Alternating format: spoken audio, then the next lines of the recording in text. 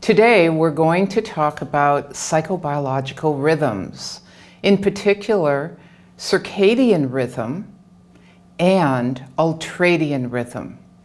This is one of my favorite subjects in integrative medicine for mental health. If we can balance circadian rhythm, we can balance a lot of the sequela of poor mental health that plagues our clients and our patients. Psychobiological rhythms, stress, and well-being. If we balance circadian rhythm, this is the foundation for good mental health. Circadian rhythm affects mood, sleep, stress, pain, and depression.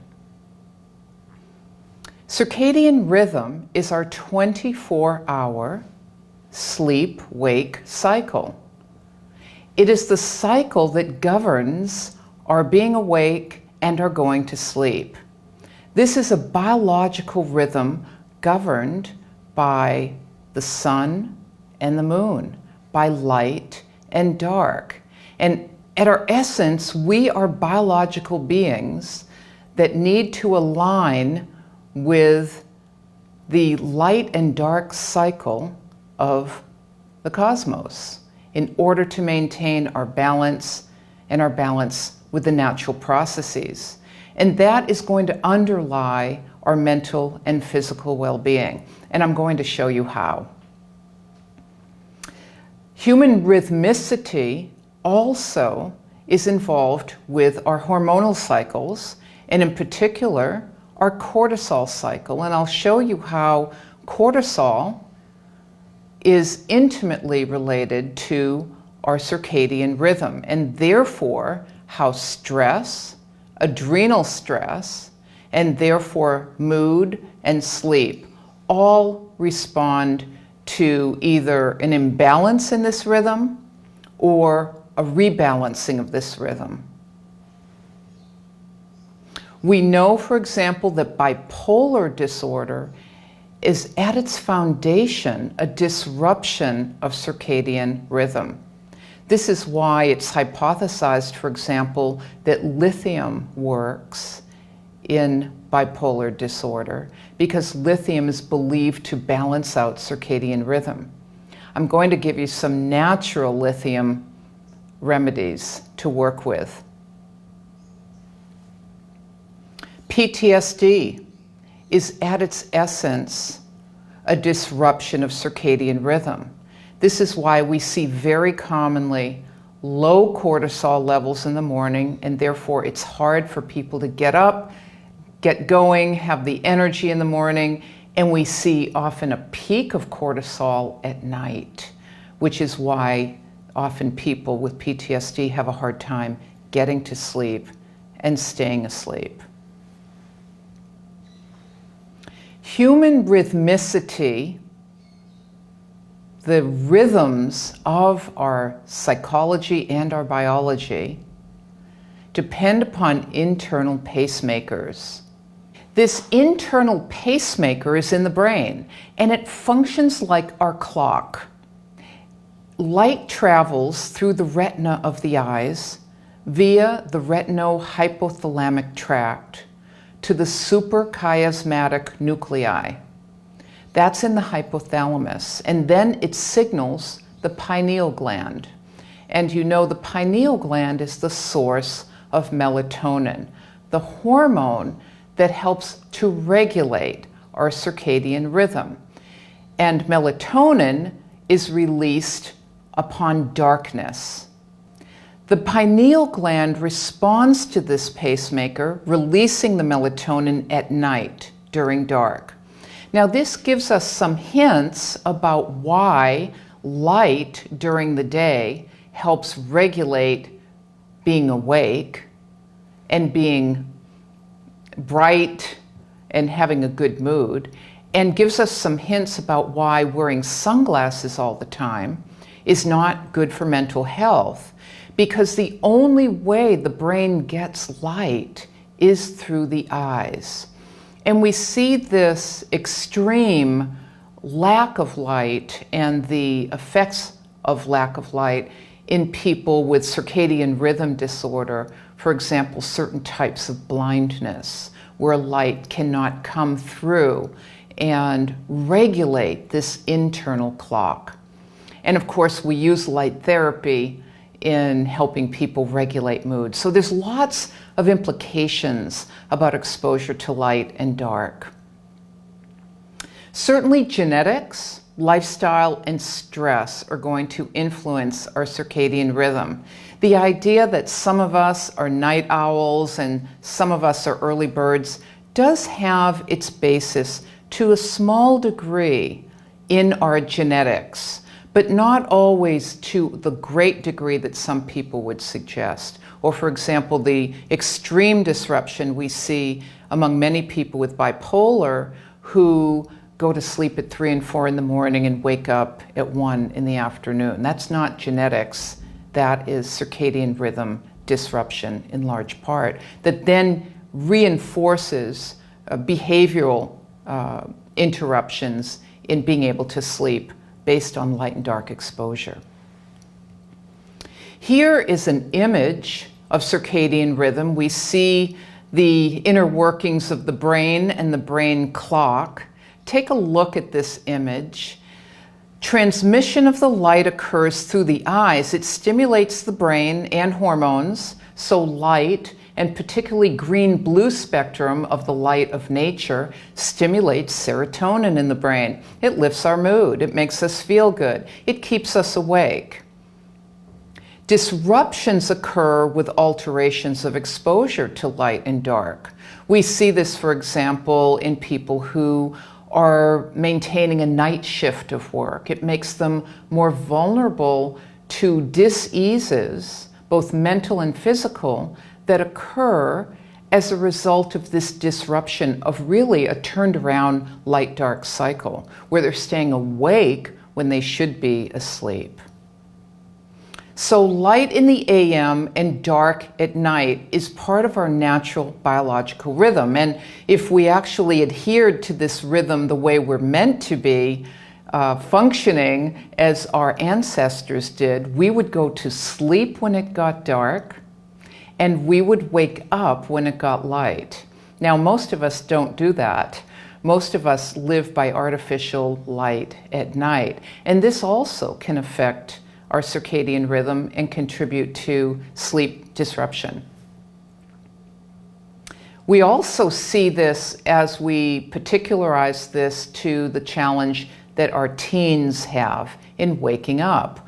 We know that melatonin is high and doesn't shift until they reach into adulthood, which is why teens like to sleep in. And indeed, the recognition of this challenge for teens getting up early is what is fueling some of changes in school systems around the country to increase or make later the time that people are going to go to school from 6 and 7 a.m. to 8 and 9 a.m. in the morning, recognizing that it's just not teens not wanting to get up, but there is a biological reason for this, and that's in their high levels of melatonin.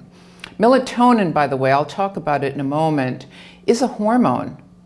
And there's often an overuse of melatonin, but also the use of melatonin in children has to be very carefully monitored. It is a hormone, and it's very much related to puberty. And so I ask you to consider that as a caution. We'll explore that more in a bit.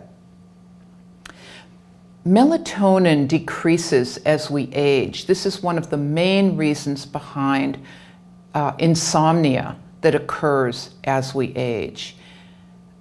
And it's also related certainly to challenges with sleep, but melatonin also has side effects when it's exogenously or applied or taken as a supplement. I'm going to give you some guidelines for that.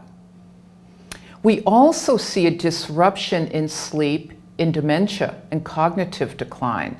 We know that that effect is bidirectional. We know that poor sleep is a risk factor for cognitive decline, but we also know that cognitive decline associated with dementia may be associated with the diminishment of the actual hypothalamus and brain tissue and the functioning of this clock that helps regulate sleep-wake cycle. This is why some of the most exciting research in integrative medicine for dementia includes the use of light therapy to address sundowning, which is a sign of dysregulated circadian rhythm. Stress, trauma, and circadian rhythm. Disrupted circadian rhythm dysregulates the cortisol rhythm. And as you know, cortisol is an important hormone that governs our wake and our sleep, but it also is a powerful anti-inflammatory.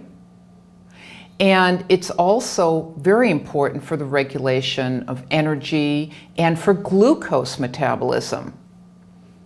Dysregulated cortisol is associated not only with insomnia, but depression, with glycemic dysregulation, such as what leads to diabetes, type 2, mood disorders, bipolar, bulimia, and dementia. One of the tests that I do in my office is I provide a 24-hour salivary test so that we can understand the 24-hour rhythm of cortisol. And this is a very simple test that gives us 4 points upon waking, midday, late afternoon, and evening to understand the cortisol rhythm, because that reflects our circadian rhythm bidirectionally. And if we can help regulate cortisol through nutritional and herbal and behavioral interventions, we can help regulate circadian rhythm and improve all of these mental signs of distress that I've just named. The cortisol rhythm is also reflective of the stage of adaptation to stress. For example, we see in caregiver research, the research on caregivers who are caring with people with dementia or people who are chronically ill, that in the acute stage of caring, early on in the stage of caring for, let's say, an elder, the caregiver may have very high levels of cortisol early morning. This gives caregivers their energy, their get up and go, but it also signifies that their foot is on that gas pedal and they are really stressed out. That's an acute stage. Over time, however, what we observe is a year, 2 years or more into caregiving, the opposite occurs. The stress and the inability to adapt to that stress causes cortisol to be depleted. And this is where we see low cortisol levels in the morning. Low cortisol levels in the morning indicate depression, biological depression. That's why you can look at a 24-hour cortisol test without even meeting the client, and you can have intimations that they are depressed. And you can see in this graph, this image that I provided you here, what the cortisol rhythm should look like naturally. If you look in the middle at 6 a.m. of this chart, cortisol is high. As you go throughout the day, it begins to gently lower, as it should. Energy should be high in the morning, and energy should lower at night. What I see in many of my clients who are stressed or who have PTSD is just the opposite. It's like their clock is just turned around. It's where they wake up with that low cortisol, it's hard to get going, they're going to stimulate artificially with lots of coffee or sugar to get the engine going. And throughout the day, they may start to drop. That's where you often get a 4 p.m. drop in the day because glucose is low, and then you refuel with more coffee and more sugar, and you try to get going for your second wind, and then all of a sudden you are wired into the evening. And this will show up on your cortisol test, and this will give you lots of information about how to help someone re-regulate through the use of nutrients and herbs and behavioral interventions. If we regulate this rhythm, we're going to help regulate mood and health. This is the missing piece in our work in counseling and therapy. Stress underlies mental health symptoms. It certainly underlies depression. Depression just doesn't pop up out of nowhere. Generally, it begins with exposure to stress and chronic stress.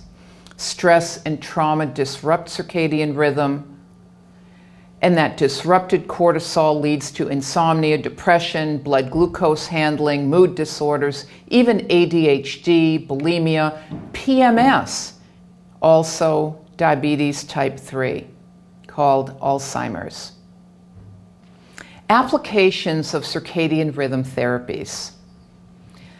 Lithium is believed to work by regulating rhythm in bipolar disorder. There's also a current intervention that involves 24-hour awakeness to break the depression cycle. Light therapy is used for seasonal affective disorder, used for bulimia and PMS. That's light therapy generally in the morning. Light therapy in the afternoon to help with sundowning. We use blue light blocking glasses for insomnia. This is particularly good for those of us who stay awake at night working at the computer, or if we watch television, or for our teens who are on technology. Putting on these blue light blocking glasses block the wave of light that stimulates serotonin and trick the brain into believing it's time to go to sleep. And I've even seen and heard from clients that they put on the glasses while they're in bed reading, and then they just fall over and fall asleep. We use light dark along with nutrition, which can help regulate our clock, to regulate PTSD and also TBI. We know traumatic brain injury and mild traumatic brain injury can disrupt circadian rhythm and the ability to maintain that rhythmicity. And importantly also, one of the areas that we're going to address is the science of chrononutrition. It's not just what we eat that affects our mental health, but when we eat. We know that eating when we get up and in the middle of the day is much healthier for us on many levels than eating late at night before we go to sleep. I want to share with you this slide, pineal gland as spirit center. There's a long history of understanding the pineal gland, which is the source of many chemicals, including melatonin. And here we see an old image of the brain, and you can identify the pineal gland in orange, sitting right in the center of the brain. Those of you who practice yoga and meditation know that the pineal gland has also been referred to as the third eye, the eye of consciousness. And we find this image and metaphor and even scientific understanding throughout the world in many religious practices and spiritual practices, and it underlies much of Hindu practice and the practice of breath and meditation. Even Carl Jung was very interested in the use of yoga and its effects on consciousness. And so those of you who practice then know that the third eye, believed to be located between the eyebrows, reflecting the concept that awareness and becoming awake in greater consciousness is one of the outcomes of breath and meditation. Now, one of our esteemed psychiatrists, Dr. Rich Strassman, has been very interested in the pineal gland as a source of what's called the spirit molecule, also called DMT. DMT is found endogenously in the brain, and Dr. Strassman hypothesizes it may be involved with the source of hallucinations that occur, whether under stress or in mental disorders, for example, in psychotic disorder. But we also find DMT exogenously in plant molecules, for example, in ayahuasca, in entheogens, which means God within, plants that lead us to see God or the goddess within through these altered states of consciousness. So if you're interested in this area, I encourage you to look at the work of Dr. Strassman, who's done wonderful scientific research. Here is an image of a reptile, and what we know about the pineal gland is that it is a third eye, literally, in other forms of life, such as the reptilian lizard, who has literally a third eye that comes out of the skull. Ours, the pineal gland, stays inside the skull, but it's still involved with regulating our spatial sense and our sense of time. And research shows that it is the compass of the reptile. Now, in old days, people used to think the pineal gland was vestigial. But we know now it plays very important roles, and I think there's still much more to be discovered about the pineal gland. Look here, the symbol of medicine called the caduceus. And I love this because it really blends ancient knowledge with current practice. The hidden story behind the caduceus is, look at the serpent winding around the spine. Both of these serpents represent, in esoteric literature, in yogic studies, the parasympathetic on one side and the sympathetic nervous system on the other side, wrapping itself around the central nervous system, coming up through the chakras of the body, the Hindu concepts of what we in Western medicine call the endocrine system of neurohormonal balance, and rising up, ending up at the top of the skull. And at the knob at the top is the crown chakra and the wings of consciousness and awareness. And so the ancients really understood this symbol of the Greek god Mercury, who travels hither and thither to share and transform information from the nervous system to the brain and to excite and expand conscious awareness. The practice of yoga is rooted in awakening the Kundalini, and this was, of course, Dr. Jung's interest and the interest of what we think of as Eastern psychology. Kundalini as the metaphor of the snakes of consciousness, the serpent of awareness, and the chakras at each stage, each position in the body. And you see here a yoga position, for example, a yoga asana, in which we sit in lotus position and meditate to raise our awareness and to open up more consciousness so that we can see and have insight, seeing within, but also expand our perceptions without, the third eye. As we explore further the benefits of meditation, we see how this translates in the brain. For example, increased blood flow into parts of the brain that otherwise do not get that enhanced blood flow has been found in people who meditate, who practice yoga.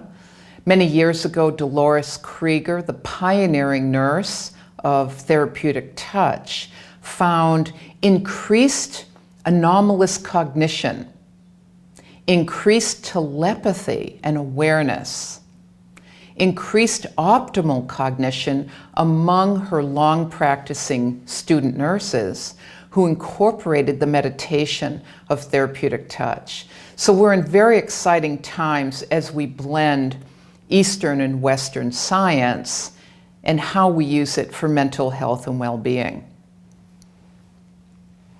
Seasonal affective disorder. It's a circadian rhythm disruption. This is why we don't see SAD in the southern climes, in the tropics, because there is plenty of sun year-round. We see it as we look at clients in the northern climes who don't get enough sunlight. And there are some people who are particularly vulnerable to seasonal affective disorder, which is a type of depression. It's an umbrella term for mood disorders. They follow a seasonal pattern of recurrence, generally beginning in the fall, with depressive episodes with full remissions, but they continue into the spring until the sun comes back. And sometimes you'll see a switch into hypomania. Now, in my own practice, I've seen the confluence of seasonal affective disorder along with bulimia, carbohydrate addiction, binging behaviors, also PMS. This is all regulated in the same part of the brain. And what a great thing is that you can treat all of them together, not only through behavioral interventions, but through herbal and nutritional medicine. People with SAD, seasonal affective disorder, exhibit atypical vegetative symptoms of depression. They can include hypersomnia, increased appetite, carbohydrate craving, and weight gain. Now, short of sending our clients on a tropical vacation, and they'll notice a difference, but it'll only last once they get back for a couple of days. I have a light box in my office, and many good insurance plans will pay for a light box or light apparatus for our clients with a diagnosis of major depression. And so work with your clients to find ways to help them get more light. We know that early life trauma can disrupt sleep. This is a major influence on stress, sleep, and mood. Early life trauma, such as adverse childhood events, is a risk factor for sleep disruption and mood disorders. Chronic stress exacerbates mood at every life stage, whether it's PMS, peri and menopausal depression, anxiety, aging, insomnia. These can all be improved by improving circadian rhythm balance. And to do that, we need to know what someone's circadian rhythm is. And I'll share with you a few ways. Stress, at its very root, is a sign of disrupted rhythm and leads to disrupted rhythm. What are some of the signs of the disruption of adrenal function under chronic stress? Not only PMS, cravings for sweet and carbs, headaches, sternocleidomastoid and trapezius muscle pain. Here's our sternocleidomastoid coming from the sternum up through the jaw to the mastoid bone at the ears.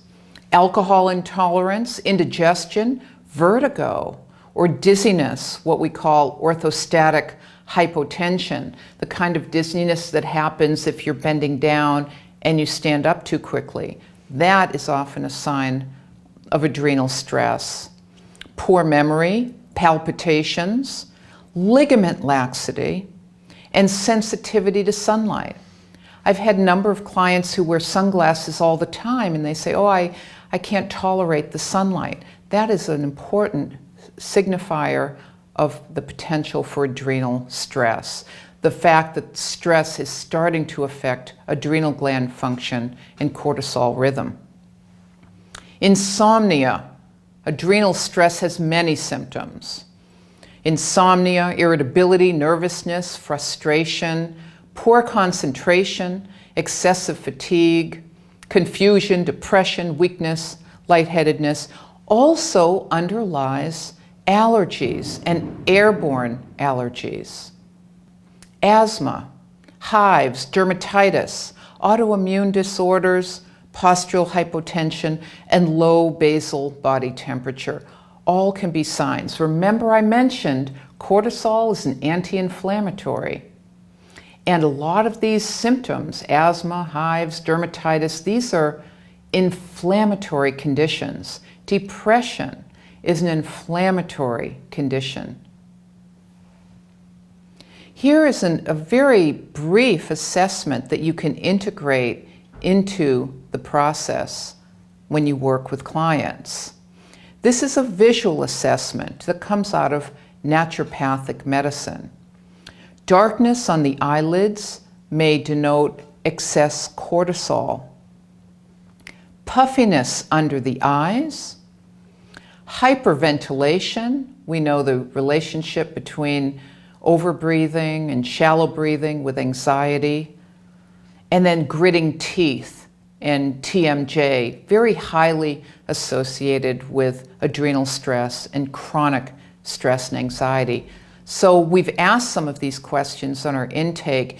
Even when we just sit with a client, we can tell by looking at them where they may have some of these stress indicators of biological stress to the adrenal glands.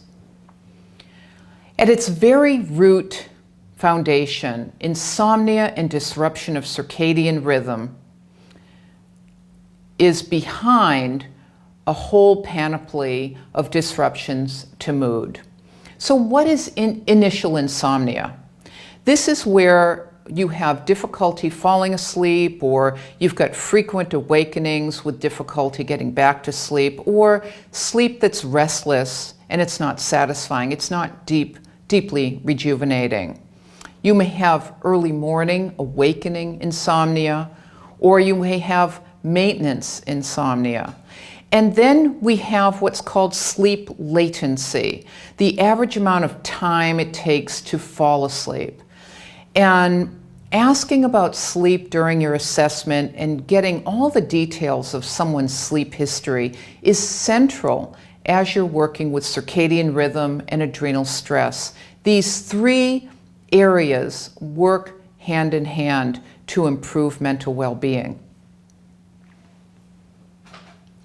30% of the population in the United States will experience insomnia at some time.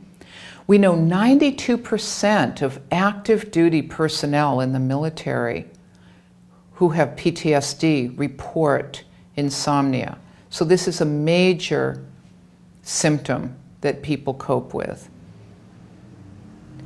We know from research that individuals with insomnia prior to trauma exposure are more likely to develop PTSD following exposure.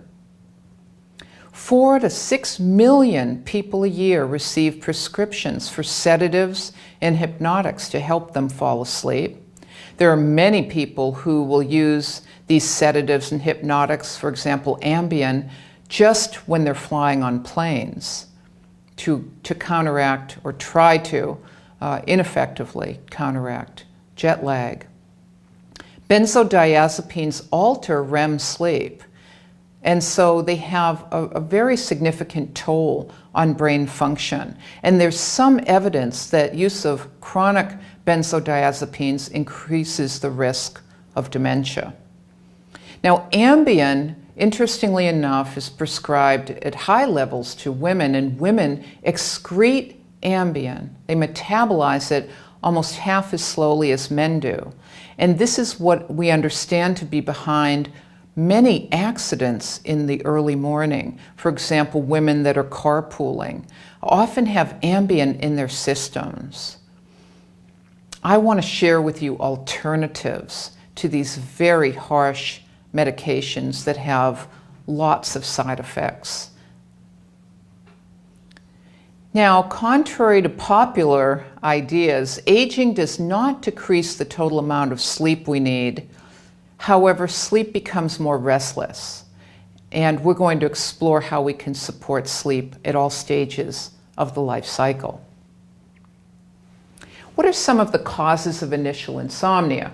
Anxiety and tension, circadian rhythm, environmental changes, emotional arousal, even fear of insomnia, sleep phobia, disruptive environments, pain or discomfort, and excess caffeine and alcohol ingestion. People may feel relaxed when eating or drinking alcohol in the early evening, but it can often serve as a stimulant several hours later. When I work with many people who've been traumatized in childhood, sleep was often the focus of the disruption and the abuse. And when interviewing people, I always want to know the history of the experience of insomnia and sleep disruption and how that's changed or not over time. So what are some integrative approaches to balancing circadian rhythm and sleep? Our first step is to reset our clock. We'll use nutritional therapies. We'll want to reduce stimulants. We'll want to have a stimulant in the morning and a natural sedative or nervine in the afternoon and early evening or right before bed. We'll want to identify healthy substitutions for stimulants. We'll want to assess and address reactive hypoglycemia. One of the things that happens under stress and glucose dysregulation in the body is that the body cannot regulate its blood sugar. And we've discussed how blood sugar can go up and down and affect mood, and how we can use food and nutrients to balance blood sugar. What happens many times with people with reactive hypoglycemia is that their blood sugar drops in the middle of the morning, 2 or 3, 4 in the morning, and they wake up in a state of alarm. The brain says, I need glucose. I don't have enough glucose, and wakes you up. And so with these clients, a little snack before bed is often very helpful to stabilize that blood glucose throughout the night. What is integrative treatment for circadian rhythm and sleep? Certainly we know that cognitive behavioral therapy for insomnia is very effective. We can make it even more effective by incorporating what we call chronotherapies. Blue light blocking glasses at night, sleep in complete darkness and in a cool room, ranging from about 60 to 65 degrees. Bright AM light before 10 a.m., reduce sunglass use, eliminate night shift work, and then of course we're going to go into herbal medicine, nutrition, relaxing body work, and parasympathetic yoga asanas. Let's talk about nutrients to help reset circadian rhythm. These are the 3 main supplements to work with to reset circadian rhythm, to reset the clock. Melatonin. Many people overdo it with melatonin. As I mentioned, it's a hormone. It's overused in children who have their own melatonin levels, and I prefer using other interventions with children than melatonin. Methylcobalamin, also known as vitamin B12, is known to enhance our sensitivity to light and thereby regulating the cortisol peak in the morning. Lithium, I don't mean lithium carbonate, I mean natural mineral lithium called lithium orotate or vegetable cultures of lithium. These are nutritional supplements. And those of you that have had the luck to soak in a lithium-rich mineral spring will know what I'm talking about when I say lithium is a natural mood booster. For example, the lithium springs at Ohanapekosh up at Mount Tahoma outside of Seattle are called laughing springs by local native people because they're so rich in lithium, they make you giggle. There are lithium-rich springs throughout the United States, particularly in the Southwest, in Texas, in Mexico, all throughout the world. So if you can soak in lithium, wonderful, but when you can't, lithium is a very important and essential mineral. It's neuroprotective. There's evidence now that it is beneficial to protect the neurons from decline and prevent dementia. It's very good for mood, and I work with lithium not only in depression and anxiety, insomnia, bipolar disorder, but I also use it with people to prevent cognitive decline in aging. Generally, a good dosing range is from between 5 to 20 milligrams a day. And as we explore further the treatment of bipolar, you're going to look at being able to reduce people off of the pharmaceutical lithium and start to replace with a nutritional protocol that includes natural mineral lithium. Melatonin and its adverse effects. Melatonin levels drop as we age. And remember, melatonin only resets our clock. Melatonin does not put us to sleep. It's not a sedative. It just helps reset our body clock. The side effects of melatonin can include gastrointestinal disturbances, lethargy in the morning, a hungover feeling, and it can exacerbate symptoms in people who are depressed. One of the principles we will explore throughout this course is that we take a holistic approach and provide the body, mind, spirit with a little bit of a lot of good things rather than a big dose of just one thing. And so taking a big dose, like 3 milligrams of melatonin, is, I think, less indicated than taking a small dose of melatonin along with some herbs and nutrients that I'll share with you. Here's a photo of chronotherapy using blue light blocking glasses. Easy to obtain. They block out the blue spectrum that stimulates our serotonin. If you're going to get a light box, it should be at least a 10,000 lux light box. You can also get full spectrum bulbs to use throughout the home. You can get a small portable light box to sit in front of in the morning. Some of the contraindications of exposure to light can be bipolar or mood disorders where too much light stimulation can trigger a manic response. And so I like to dose light in these individuals, starting with 5 or 10 minutes a day, sitting in front of the light box. I would not do exposure 20 and 30 minutes right off the start. See how someone responds. Exposure to light therapy is like drinking water when you're thirsty. You know when you're sated. You know when you're no longer thirsty. And I ask my clients to tune in to when they've had enough light. Put on blue light blocking glasses at night, about an hour before you wish to fall asleep. This is one of my favorite nutrients for insomnia. Lactium. Lactium is the generic term. It's referred to as a milk biopeptide. It was isolated by research in France, and I use a product called De-Stress. It has a sedative effect. It acts on the GABA receptors. You dose it at about 150 to 450 milligrams twice or 3 times a day. It decreases cortisol. It reduces the stress response at night, and it's a very gentle approach to falling asleep. Hydrotherapies and before bed protocol. I've given you melatonin, methylcobalamin, and lithium orotate. You can take melatonin about an hour before you go to bed, methylcobalamin in the morning, and lithium in the morning or the afternoon. It doesn't quite matter so much. But let's talk about then what you do before you go to sleep. I mentioned assessing for low blood sugar, if that's part of what's waking you up at night, and eating a protein and carb snack right before you go to bed.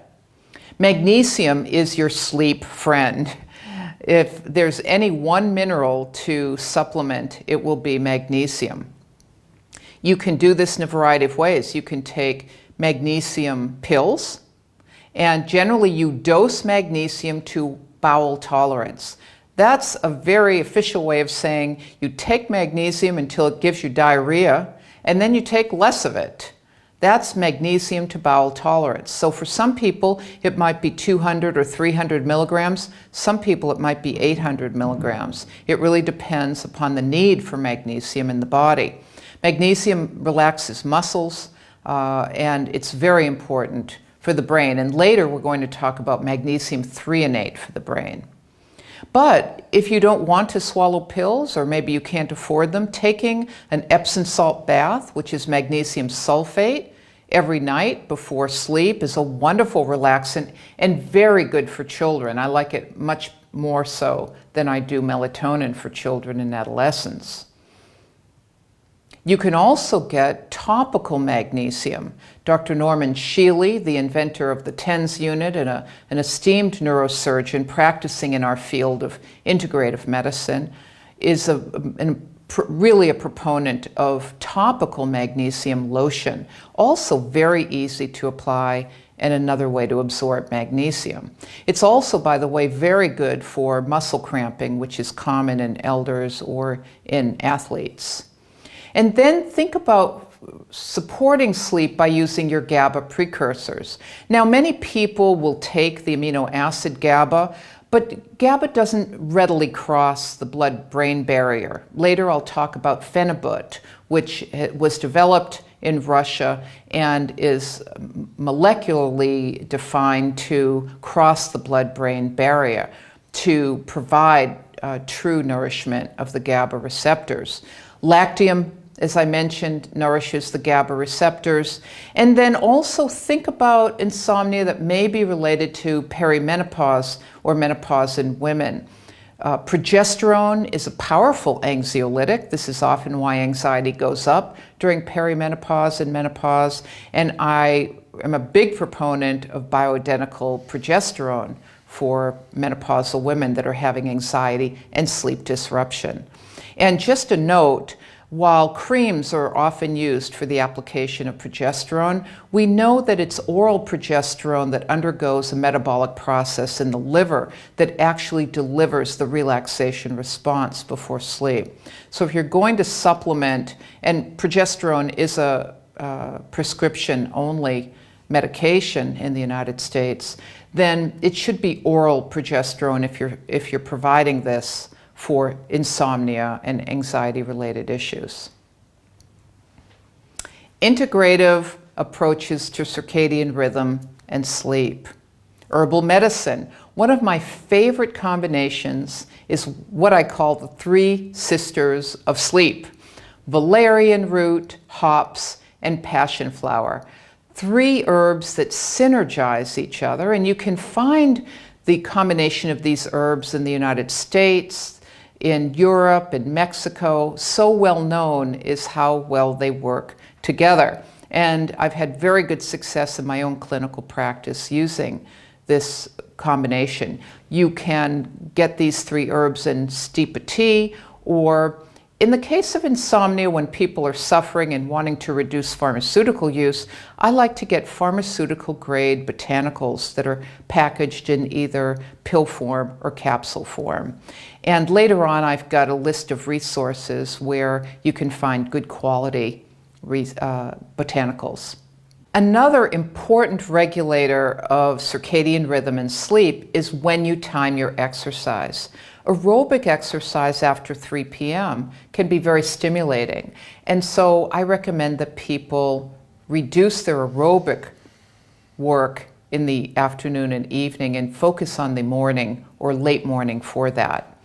Again, balancing your hormones, progesterone and peri and menopause in women, but also don't forget testosterone in men.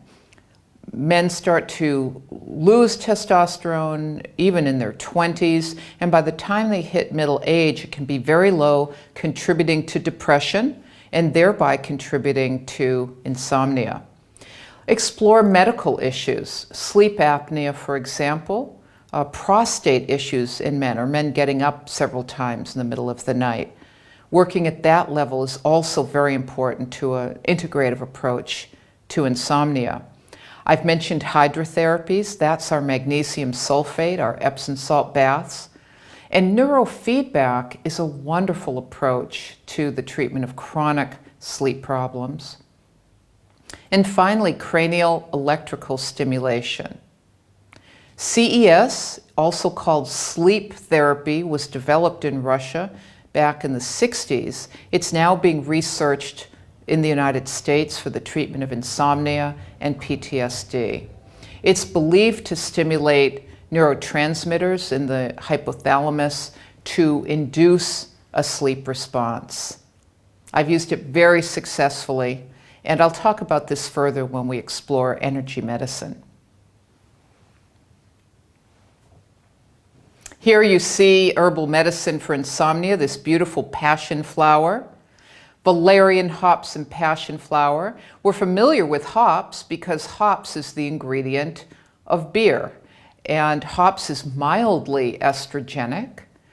Passion flower and valerian both really appeal to the GABA receptors. Valerian also appeals to cats. If you've ever had a cat, in Mexico it's called hierba del gato because cats take to it like catnip. Licorice root is another essential herb in the treatment of insomnia because licorice root has been found to regulate the hypothalamic pituitary adrenal axis, which is intimately involved in circadian rhythm. And so drinking a little bit of licorice root tea in the morning will also help you regulate not only your stress response, but your ability to sleep. And licorice root is also known as a mild antiviral. And so if you've got chronic viral problems, chronic retroviruses, herpes zoster, for example, so many wonderful beneficial effects. It's mildly anti-inflammatory. So licorice root is a wonderful herb to make a tea with. I don't mean the licorice candy. And just be careful because licorice contributes to water retention. It can exacerbate high blood pressure, so don't overdo it. I'm providing you here with an alternative natural stimulant for a morning drink to reduce coffee addiction and reduce thereby the stimulants that lead to insomnia. This is called a mocha matcha smoothie, and it incorporates a little bit of coffee, but also coconut milk, matcha powder, organic cocoa powder, some stevia, vanilla extract, and coconut cream, all very good for the brain. This is a wonderful drink. Now, I'll make this for children and adolescents. I will just take the coffee out of it. They don't need coffee in the morning, though, to tell you the truth, I would prefer that they would be on a little bit of coffee instead of Ritalin. And so this may be an alternative as you support their attention and focus and their dopamine function.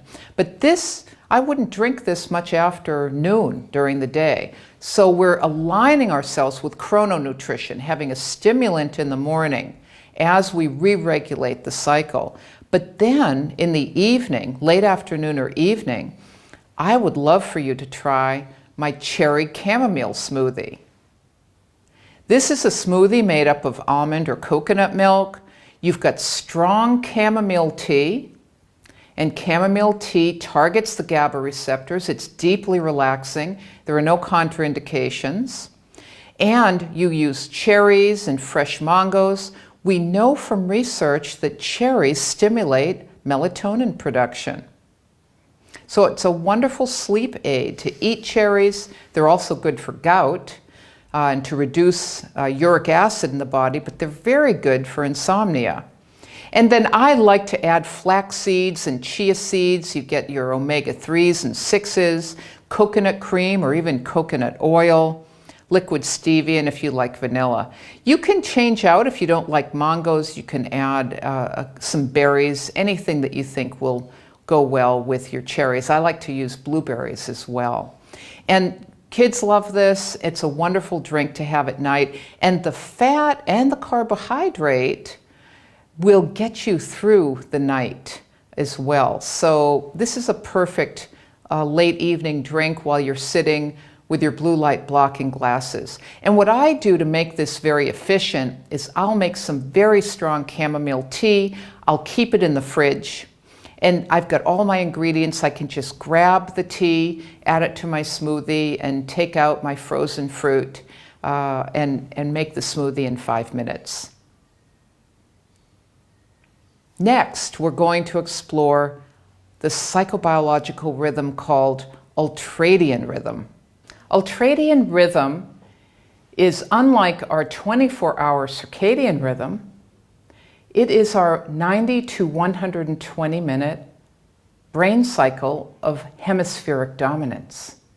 We switch hemispheric dominance every 90 to 120 minutes. And this has a contralateral association to breathing and nostril dominance. Now, those of you who practice pranayama and yoga know that there are very elaborate exercises that incorporate breathing for consciousness, relaxation, stress reduction, and a whole host of benefits. The yogis have known for millennia what the scientific yogis at Stanford discovered not long ago, that when the left brain is active, the right nostril is open. And when the left nostril is closed, the right brain is closed. This is, in essence, one of the reasons why we do right and left nostril breathings, to control and facilitate and regulate right-left brain consciousness. And ultimately, if our brain is synchronized and working coherently together, both of our nostrils are open and both of our brain hemispheres are working synchronistically. So for example, we've got the yoga corpse pose. This is the pose that we often do at the end of a yoga set, where we're deeply relaxing and synchronizing right and left brain hemisphere. We've got sitting and lotus pose that facilitate a neutral, natural shift that is very renewing. Understanding the role of ultradian rhythm is so important because we ignore it in our daily rhythms. Who takes a break in the middle of the day and takes a siesta or takes a nap for 2 hours? It's not built into our society or our work life. And yet what happens in the afternoon is the body gives us a message to slow down, to calm down, to actually take a little rest, to rest and rejuvenate. We push that aside oftentimes and we dose up on some kind of a stimulant to keep going, to keep producing. But again, we're doing this at risk of ignoring our psychobiological rhythm, where our brain says, hey, take a break, relax. Many of us, for example, will sit with clients and we start to feel a little dissociated, or we start to feel our mind wander. That's not just that we're losing interest in the client.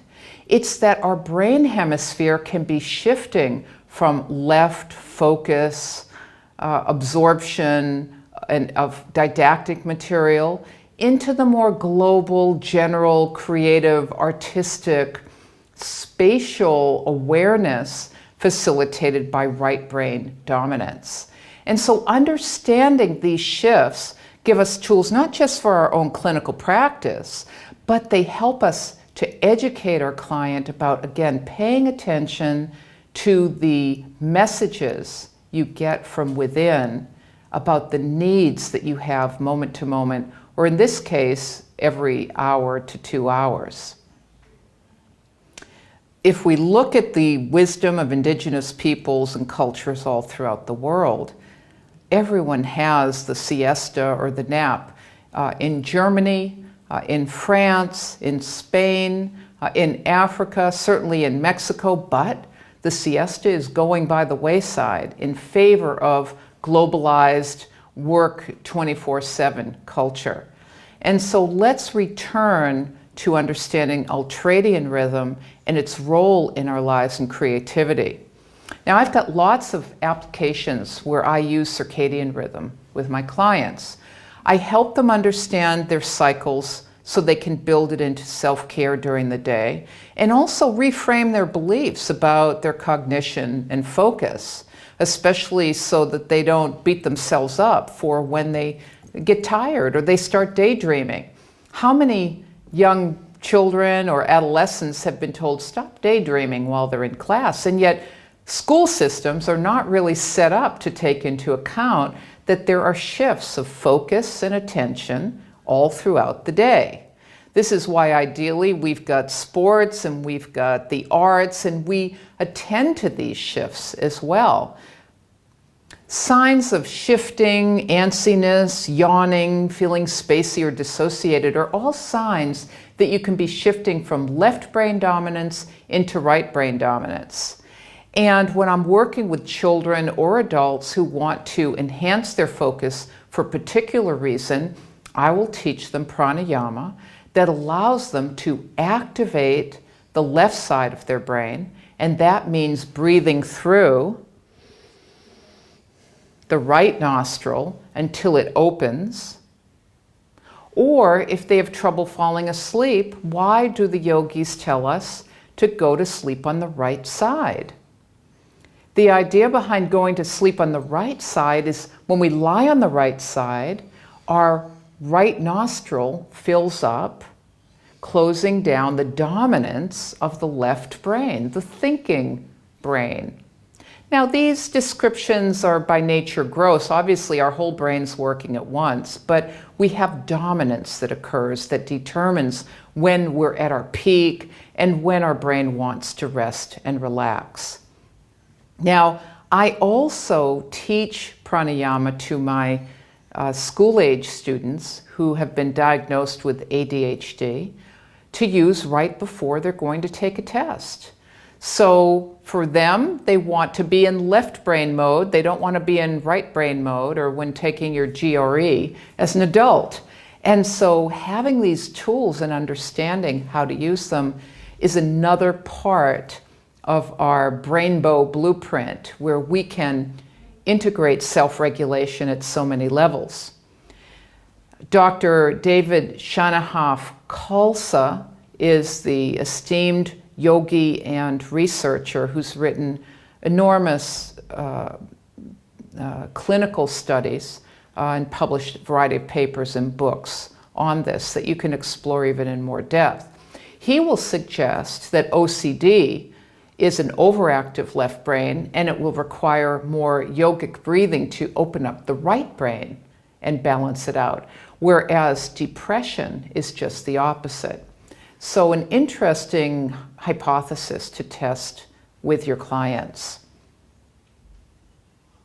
This necessarily leads us to concepts of cultural competency, understanding the gifts and tools that other cultures give us, and understanding how even in, for example, people who migrate or who are refugees may have their own rhythms that they adhere to and their own cultural practices that reinforce their circadian and ultradian rhythm. And I love to find out about these during the interview so that I can support that amidst some of what can be the pressures to relinquish cultural practices in favor of kind of generalized hyper-industrial life.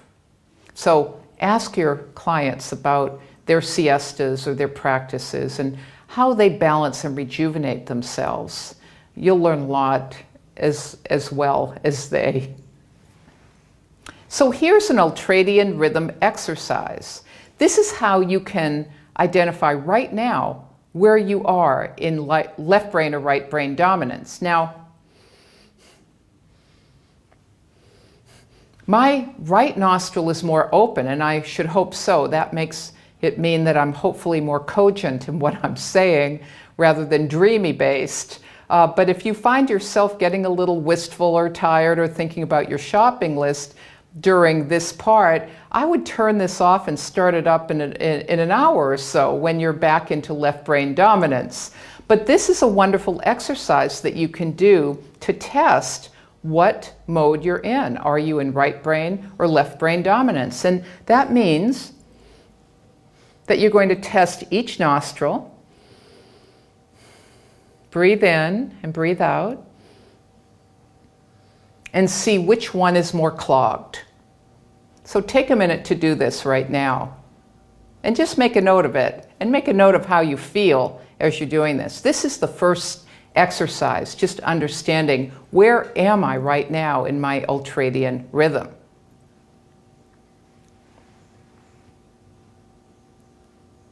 Now you know whether you're going to go on and watch another video or whether it's time to take a nap.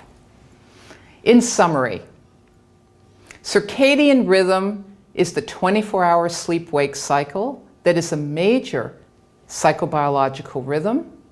Stress disrupts circadian rhythm and in turn disrupts sleep. PTSD, complex trauma, depression, bipolar, seasonal affective disorder are all symptoms of circadian rhythm disruption. Light and dark therapies called chronotherapies, nutrition, herbal medicine, and hydrotherapy are all methods to balance circadian rhythm and thereby improve sleep. Some nutrients, including vitamin B12, should be used, and use only methylcobalamin or hydroxycobalamin. Do not use cyanocobalamin. It's a synthetic form of B12. And you dose that as at least, I would say, 1 gram a day. Some people who are elderly could use 2 grams, keeping in mind that low B12 levels can contribute to cognitive decline in elders. And then melatonin is a hormone that regulates circadian rhythm. It does not help you sleep except by virtue of the way it helps you regulate your circadian rhythm.